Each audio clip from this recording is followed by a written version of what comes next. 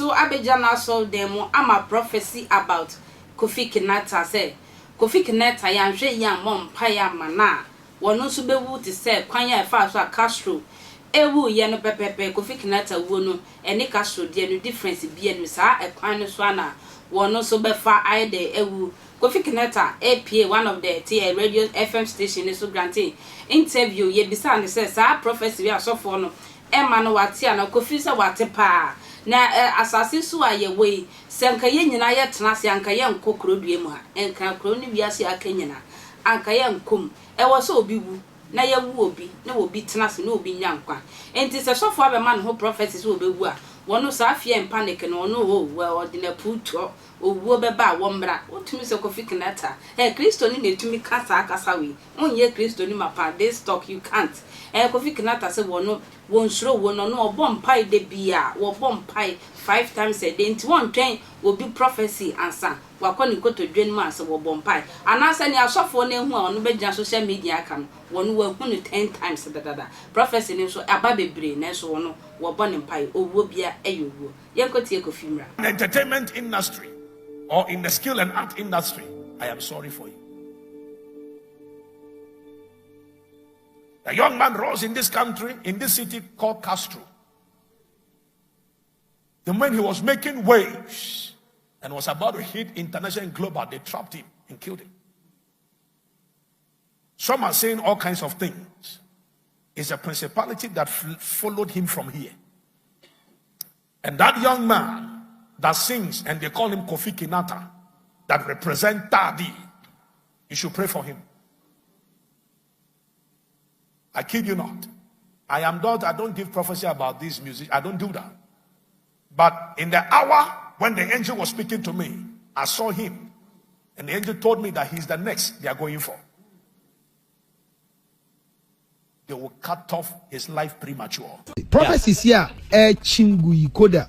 Nyame fa ne currency asi wate ena odi abebo so ai so odi e bantem nko we believe say the abey e say na ka odi America ko police station ko ka che IGP say obi ma fear and panic misrewo anamon ben na watu say wate prophecy na 1 number 2 anamon ben na watu a unya odi embeche okay I mean I am fear and panic yeah prophecy ni nya fear and panic baby the obi bo we say obi enwa nka emi je Ghana nka yankwa ha ka IP ye baby entina nti obi bo onya asam fofol ye ntame no onye mfie panic e bia we busuafo bi na obo panic and obi fear dem no be but prophecy de munyim de nkofo ohun nkofo na asam waka kire won obi mpo wa onye sofo onye wala wa yankwa nyene wo ho but utimada na wa aso ohun de bi o abaka kire na wa yankwa aso de ewu nti e ko report la wanjo yankwa police station de bi nti no obi kadama asam ne chawa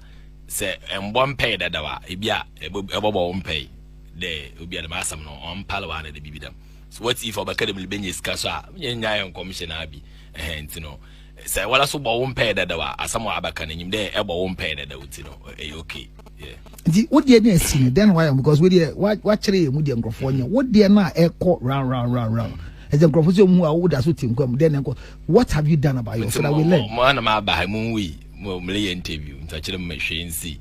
Okay. But be a Bakuna way who day the massam no or bottom.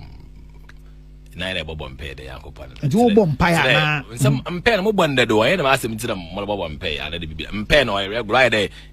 Midiana pay I blame you below. Now you.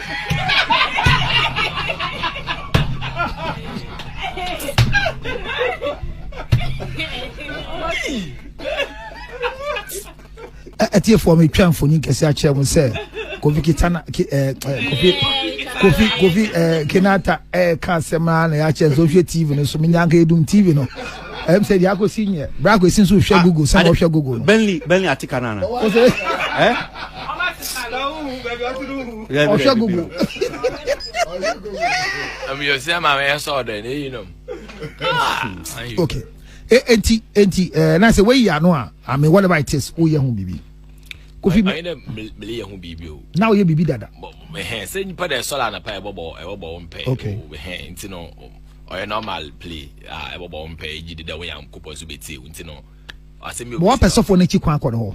Because sofo no man no ka say one nim Kofi Kinaata. And obi si onimu em so tebia mote no say oni de ompe wachi kwan. Obi ampe wachi kwan. Baby. Nse sofo no obaka de yambo mpe. The one kasa na say wontie prophecy no. Mati. Ono ka wie ye no. O say why na nimu. And obi na opado obi the message na blam. Go no obi e ka so nimu. Ne so nipa ne ben na on kan kire o. Ade poten ye say wo ye. O kan prophecy. Sure that ade poten bi o. Ono kan you. Sofo ke o man. Ai. And man so na kan. O first time Martin. Ne tu wana mo. Mboche yo. What ma say? Umpa obody yo. Bo bi aka say bibi wo ho no. To one and more because BB. Oh, we are seeing. Cancer. The last point. Yes. No, before I call last point, Mami, on this particular prophecy, me then can be maybe so Kofi. Cancel Busantina. So for no can BB.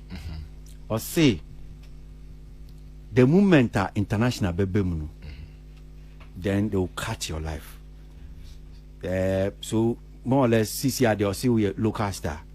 Nti Kofi asumtini no ati say Debbie men ko international men ko I mean minim how well I be I said that see that prophecy now or kind have you listened to it in some more kind mo Facebook okay mo share bi o share okay so this thing about local and international no but I don't know say Yankopon wa ade bi ma local or international o si wu no ho ntin say Yankopon wo ma asembele ni wo bi o nti da na mlaka de all academy wo bi na masa mo bompe normal tira mo bompe se fi de se manam hade ma kasa na manam hade Yankopon bi na woni me bodura hade se Yankopon na la da ade bi bodura na wo hwe mo bi asai na sana na asam o hwa ade mo bi se ne da no hwe because hwe kid oh my sister when say hwe kid se me mama fatun king Ositi cancer okay cool